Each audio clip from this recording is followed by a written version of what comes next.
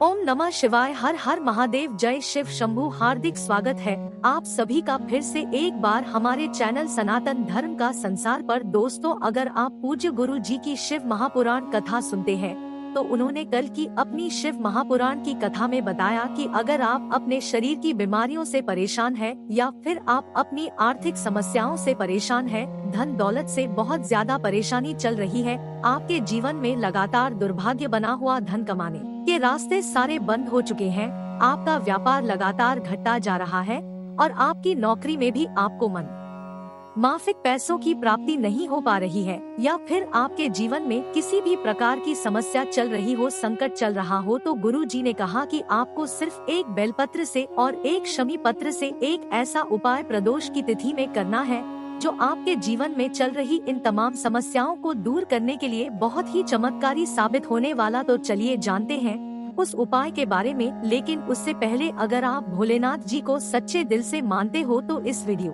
को लाइक करें और चैनल को सब्सक्राइब करके कमेंट में हर हर महादेव जरूर लिखे। गुरु जी ने कहा कि महादेव को प्रदोष की तिथि बहुत ही प्रिय होती है और इस सावन और अधिक मास में पड़ने वाला ये प्रदोष महादेव को प्रसन्न करने के लिए बहुत ही अच्छा साबित होगा। देखें, प्रदोष के लिए गुरु जी ने कहा कि सिर्फ 3 पुष्प शिवलिंग के ऊपर समर्पित करने हैं और ये आपके जीवन की सारी समस्याओं को समाप्त कर देंगे। देखिए, इस वीडियो में हम पूज्य गुरु जी द्वारा बताए गए 2 विशेष उपायों के बारे में बात करेंगे। इनमें से जो भी उपाय आपके लिए सरल और आप कर सकते हो, उस उपाय को आप कर ले। अब बात करते हैं गुरु जी द्वारा बताए गए पहले उपाय के बारे में। देखिए, ये उपाय पूज्य गुरु जी ने अभी अपनी कल की शिव महापुराण की कथा में बताया है। उन्होंने कहा कि जब भी प्रदोष की तिथि पड़े तो आपको एक कार्य करना है। आप सबसे पहले एक लोटा जल ले लीजिए। जल तांबे के पात्र में ले लीजिए और अपने किचन से ले लीजिए। इसी के साथ आपको 3 सामग्री और लेनी है।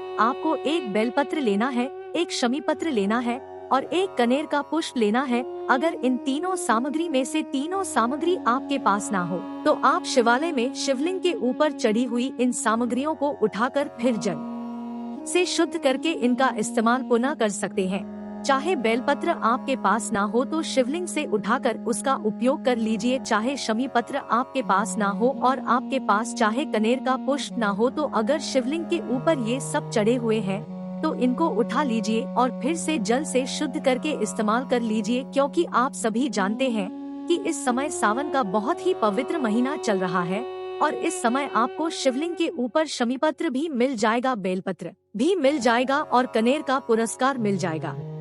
तो इन तीनों सामग्रियों को आप ले सकते हैं। अगर आप बेलपत्र ले रहे हैं तो आपको एक बात का ध्यान रखना है कि बेलपत्र की पत्ती कहीं से भी कटीफती नहीं होनी चाहिए और बेलपत्र की डंडी के आखिर में जो दूध होती है, यानी जो डंठल होती है, जिससे कई स्थान पर गांठ भी कहते हैं, तो उसको तोड़कर आप अलग कर लेंगे। आप देखें, ये चारों सामग्री लेकर आप पहुंच जाएंगे शिवालय।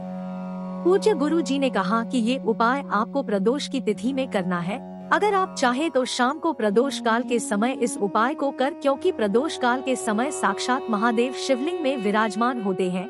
इसलिए आप लोग प्रदोष काल में करना चाहे तो प्रदोष काल में कर ले, नहीं तो फिर पूरे दिन में किसी भी समय कर सकते हैं। देखिए, अगर आप प्रदोष काल के बारे में जानकारी नहीं रखते हैं तो आपको जान लेना चाहिए कि शाम को जब सूर्य तो होते हैं तो उससे 45 मिनट पहले का समय और 45 मिनट बाद का समय, यानी ये जो 1.5 घंटे का समय होता है, यह प्रदोष काल का समय कहलाता है और इसी समय आप यह उपाय कर सकते हैं।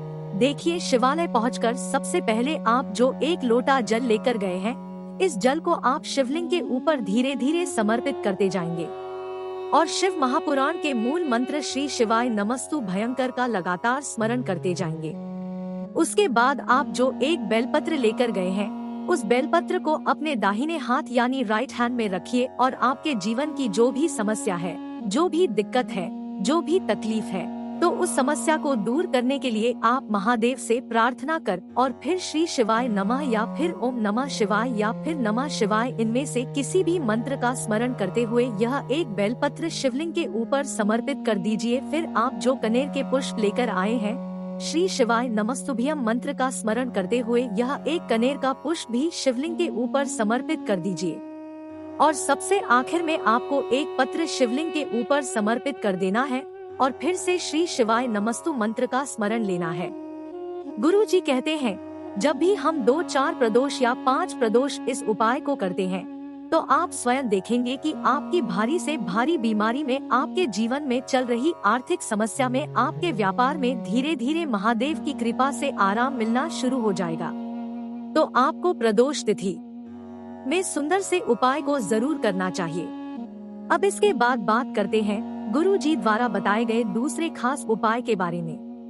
देखिए, उपाय भी आपके जीवन में धन धान्य की वृद्धि करेगा और आपकी मनोकामनाओं को परिपूर्ण करेगा। इस उपाय के लिए आपको सिर्फ और सिर्फ 3 बेलपत्र की जरूरत होगी। लेकिन फिर से वही बात, बेलपत्र कहीं से भी टूटी हुई नहीं होनी चाहिए, खंडित नहीं होनी चाहिए। अगर आपके पास बेलपत्र नहीं है तो आप शिवलिंग के ऊपर चढ़े हुए बेलपत्र को उठाकर जल से शुद्ध करके फिर उसका इस्तेमाल भी कर सकते हैं। देखिए, 3 बेलपत्र लेकर आपको जाना है शिवालय। ये भी आप प्रदोष की तिथि में सुबह से लेकर शाम तक किसी भी समय कर सकते हैं। देखिए, अगर आप 1 लोटा जल चढ़ाते हैं या दूध समर्पित करते हैं या शमी पत्र या कनेर का पुष्प या आंकड़े का पुष्प या कोई भी सामग्री आप शिवलिंग में समर्पित करते हैं, तो वो सारी सामग्री आपको सबसे पहले समर्पित कर लेनी है। उसके बाद ही ये उपाय करना है। अगर आप कुछ नहीं करते हैं तो फिर आप सिर्फ ये बेलपत्र लेकर शिवालय पहुंचाएंगे। शिवालय कर सबसे पहले आप 1 बेलपत्र माता अशोक सुंदरी वाले स्थान पर समर्पित कर देंगे। लेकिन ध्यान रखेंगे कि बेलपत्र की डंडी का हिस्सा शिवलिंग की तरफ रहेगा, सामने जैसे आपको दिखाया जा रहा है। ठीक ऐसे ही आपको बेलपत्र माता अशोक सुंदरी वाले स्थान पर समर्पित कर देना है और श्री शिवाय नमस्तु भीम मंत्र का स्मरण कर लेना है। फिर इसके बाद जो दूसरी बेलपत्र है आपके पास, उस बेलपत्र को आप शिवलिंग के ऊपर समर्पित करेंगे। लेकिन समर्पित करते समय आप महादेव की 5 पुत्रियों के नाम का स्मरण कर लेंगे। लेकिन महादेव की 5 पुत्रियों का नाम है जया, विसरा,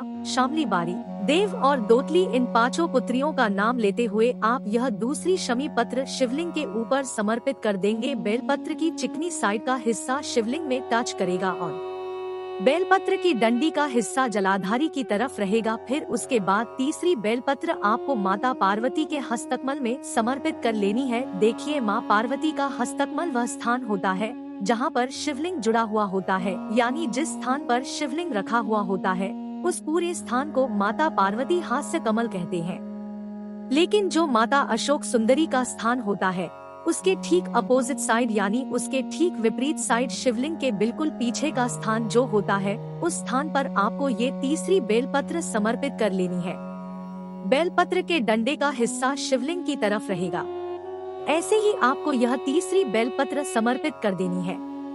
और फिर सबसे आखिर में आपको अपने जीवन में चल रही धन धान्य की समस्या या जो भी समस्या आपके जीवन में चल रही है उसको दूर करने के लिए महादेव से प्रार्थना कर लेनी है। और 11 बार या 21 श्री शिवाय नमस्तु भयम मंत्र का स्मरण करने के बाद आपको वापस अपने घर आ जाना है। पूज्य गुरु जी कहते हैं, अगर हम 2 या 3 प्रदोष व्रत में भी सुंदर से उपाय को करते हैं तो हमारे जीवन से धन धान्य की समस्या दूर होती है। दोस्तों, आज के लिए बस इतना ही। मिलते हैं एक और ज्ञानवर्धक वीडियो के साथ। ओम नमः शिवाय। हर हर महादेव। जय शिव शंभू।